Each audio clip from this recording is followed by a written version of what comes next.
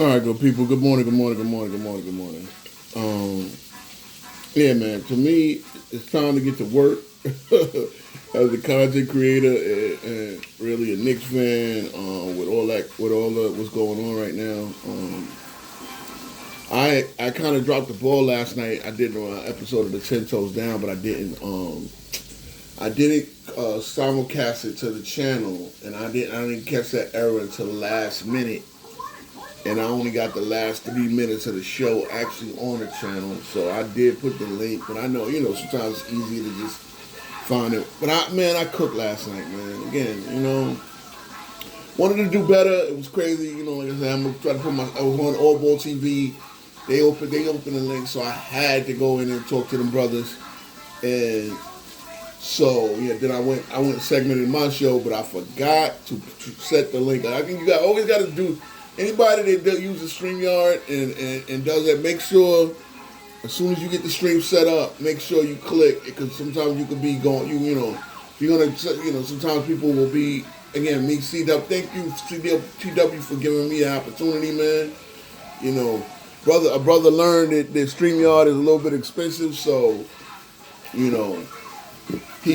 lets me use StreamYard, just because I'm adding content to his channel. And we're gonna be stepping our game up, man. But I got in. It really wasn't a tip. It wasn't supposed to be a tip show. The main topic was, was supposed to be why players can't let go of the pass, and it perfectly segue in, right? Because it's a situation where the Knicks have to let go of the pass, right? We have to let go of our negative pass. And again, Thibodeau, salute. I said it, man. We winning next year. We winning it all next year. I'm not trying to hear about none of these other fucking teams, bro. I ain't trying to hear about none of these other teams. The Knicks are in the driver's seat. OKC is the only team, I believe, that can sit there and say they got it set with their definitive belt. And even them, they're going to have to start paying their guys. I don't know what the contract situation. I believe Jalen Williams got one more year on his rookie deal or something like that. It would depend on when he got drafted. So if he was drafted in 22, he got one more year on his rookie deal. So that's why OKC is in such good fiscal shape. And again, that's the key.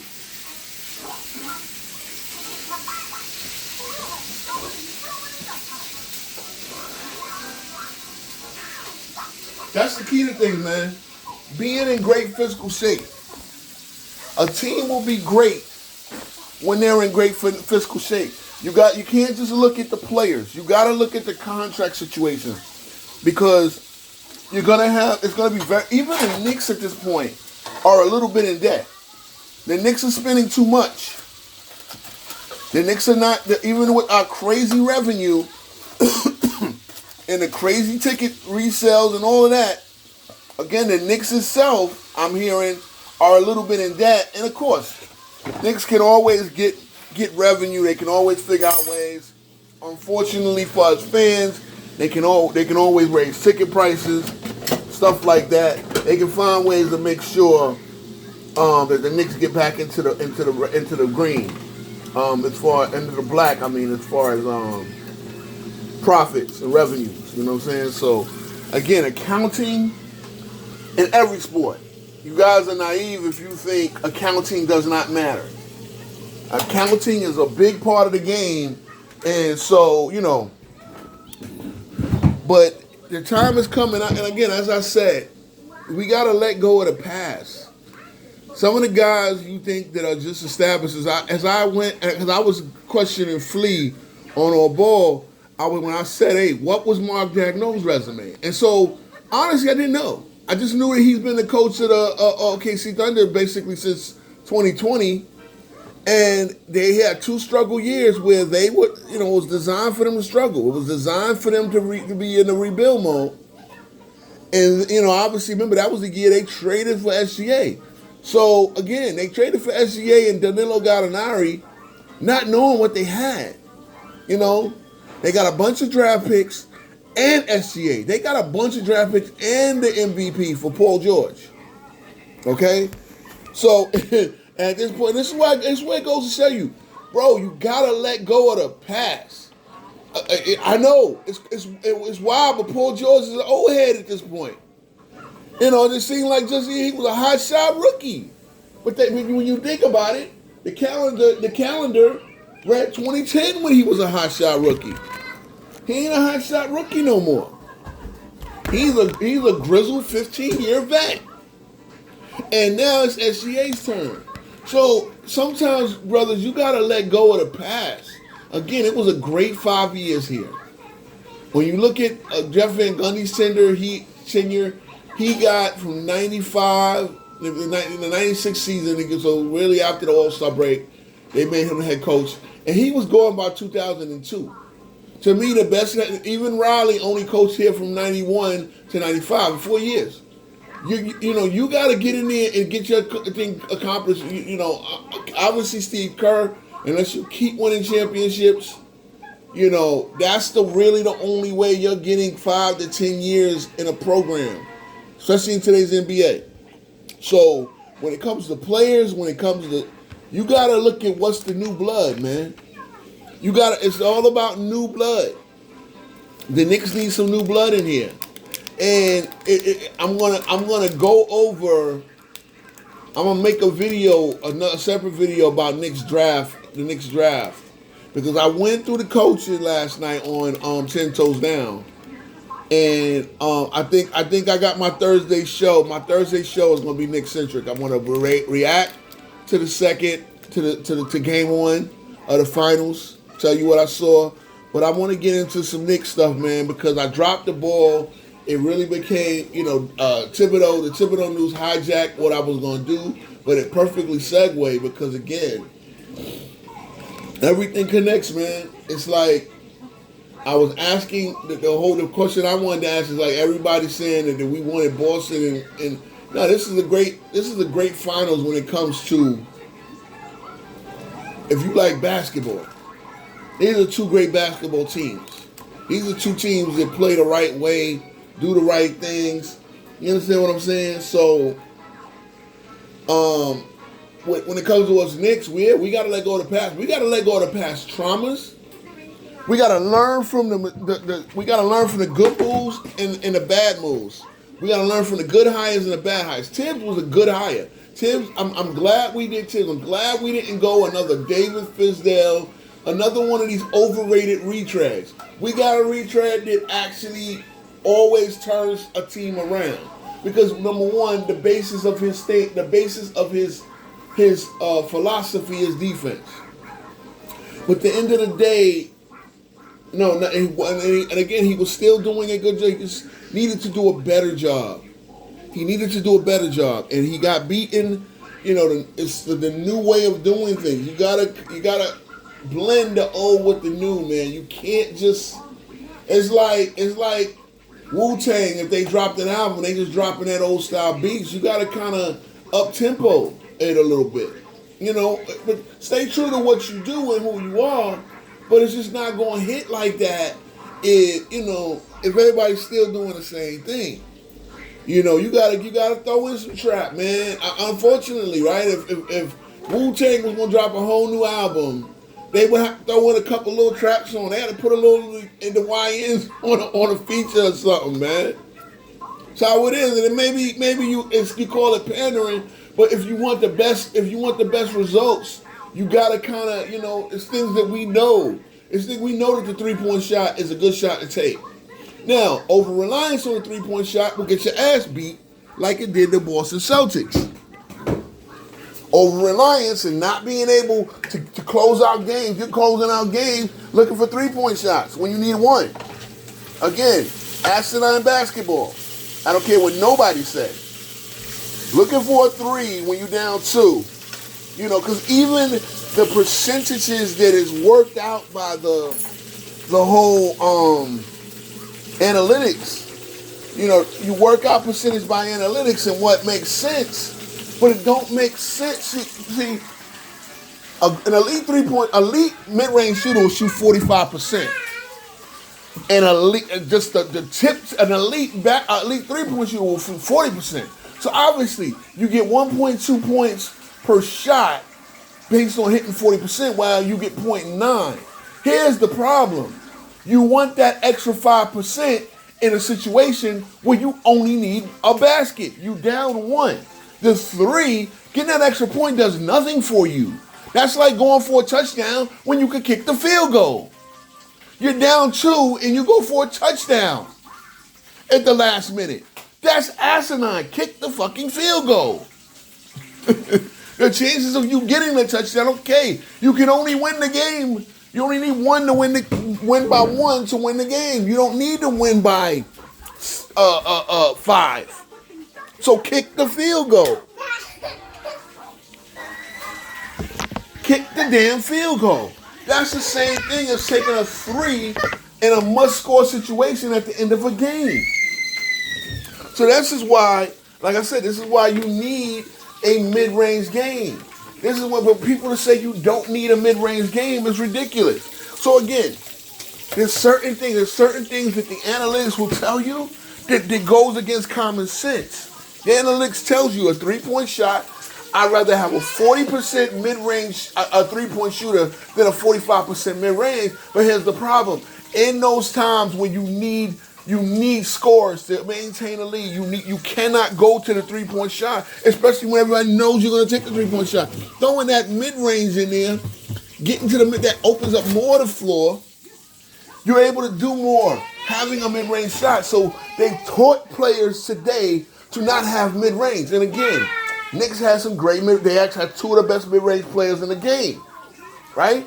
Same thing. It's probably the reason why you don't go to Carlton Towns for the last shot. Because him taking a 3, yes, it can be a dagger. You know, it can be a dagger when you're trying to break the game open. But you're not going to for Carlton Towns for a 3 in the last play of the game. Key example, the Detroit series. When he hit that one, he hit the one to put us up 94-90. This is a closeout game, right? He hit the one that was 94-90, but that wasn't the last shot. The last shot we needed was Jalen Brunson, and it was a 3 as well, but it was a 3 based off the fact that Brunson was able to set Thompson up knowing he could get to the mid-range, and then he snatched it back and hit the 3, a la Jordan, okay?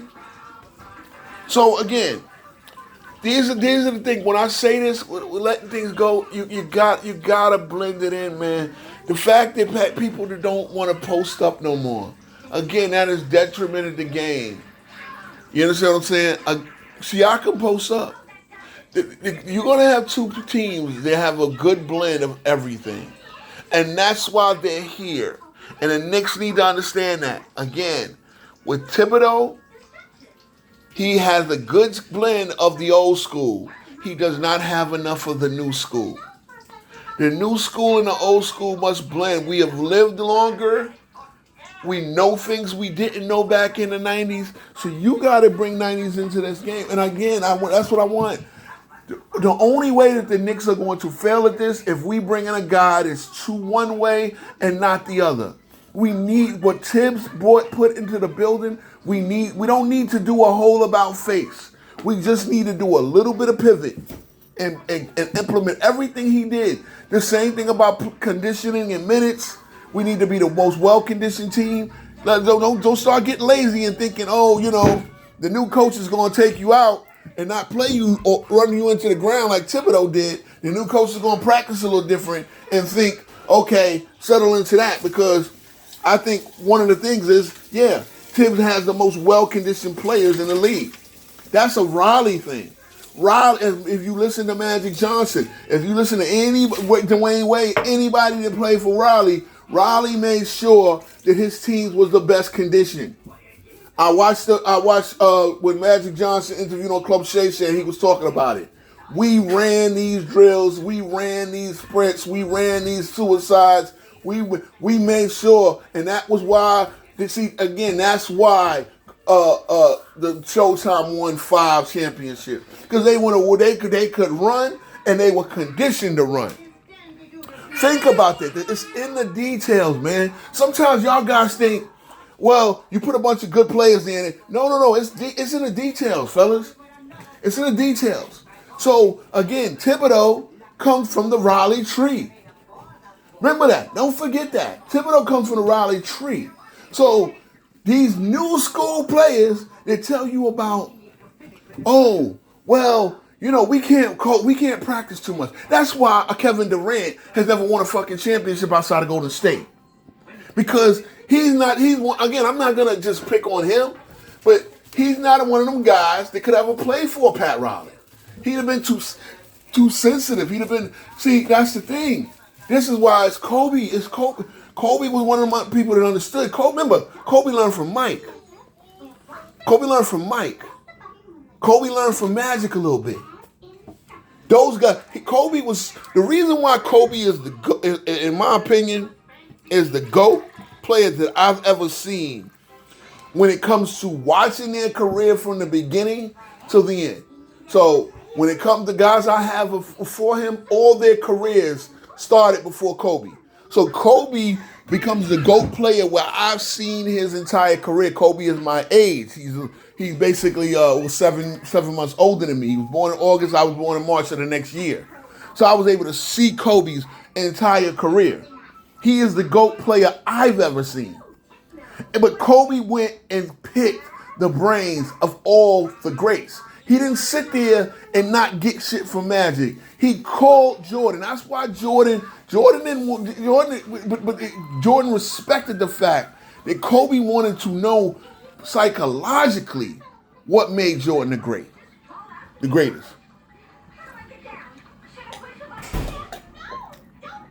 Y'all can love LeBron all you want.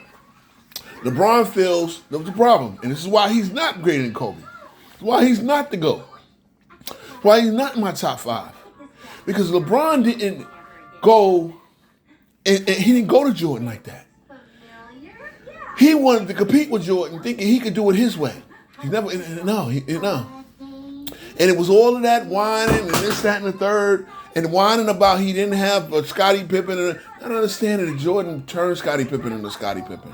Jordan found a guy with the talent to be his sidekick or to be a guy that he can win championships with, and he molded him. He did everything in practice. He was a practice leader.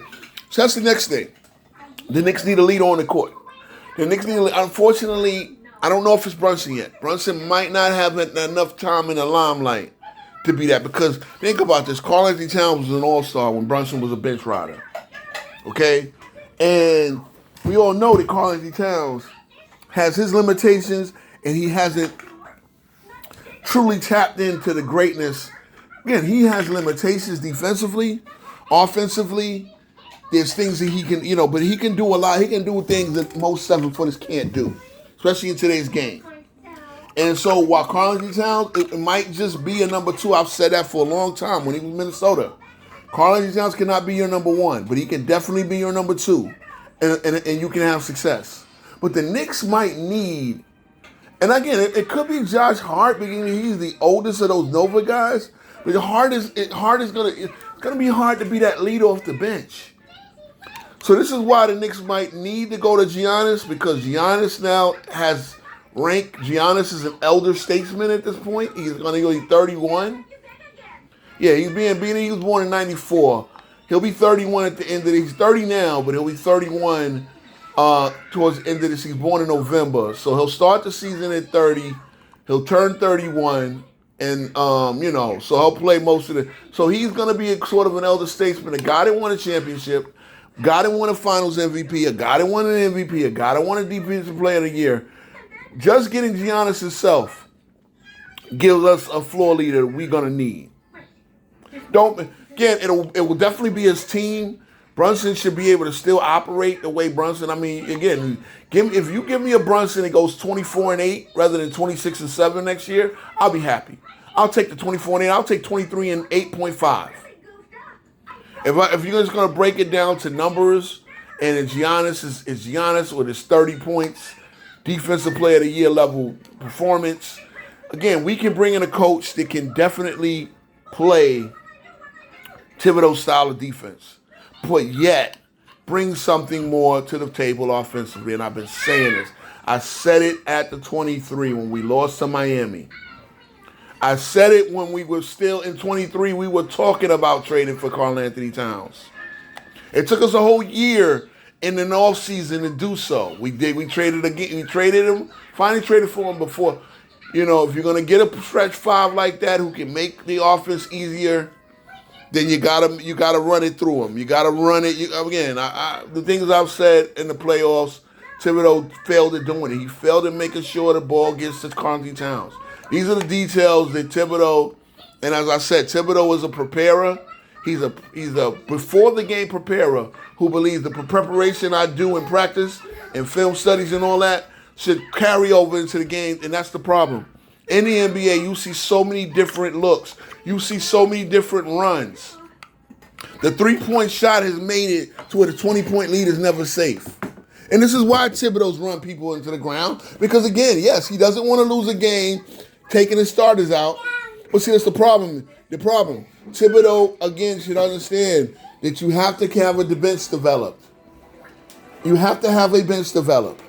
I think, look, the Knicks in the first 4 years of his tenure had great benches. It's a trade that depleted our bench. The trade, the injury to Mitch, right? Push everybody forward. Josh Hart had to start all year. And we weren't able to bring Josh Hart off the bench to be that energy guy for the second unit until game 3 of the conference finals.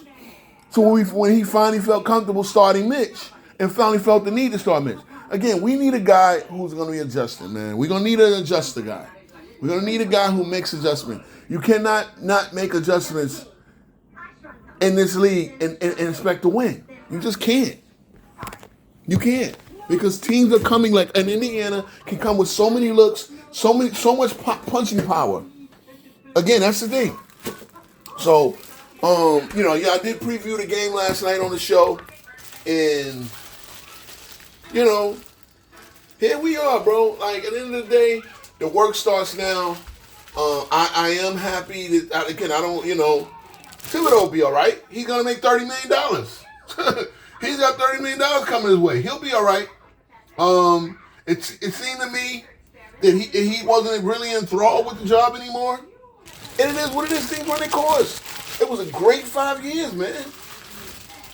But we got to go into 25-26 in a new direction. It's quite simple. We have to go into 25-26 in a new direction. We have to take a new initiative. We have to go for something, man. So yeah, I'm gonna end it here, but and I'm gonna do the thing about NBA, the Knicks recent draft history and what that means, and the moves we made, because we gotta learn what got us here, and we gotta learn what not to do, and how to keep going. Because yes, it did hurt. Salute to Obi Toppin, but it did hurt watching Obi put the finishing touches on our season. And that's one of the moves that, again, I understand we had to trade him. I just couldn't understand why we had to give him to the Pacers, number one. A team, you know what I'm saying? A team that knocked us out of the playoffs the last 2 years. And on top of that, get basically nothing for him. Again, he was our first round. He was the last lottery pick that we actually kept. Ousmane Dieng, we didn't trade. We let it go.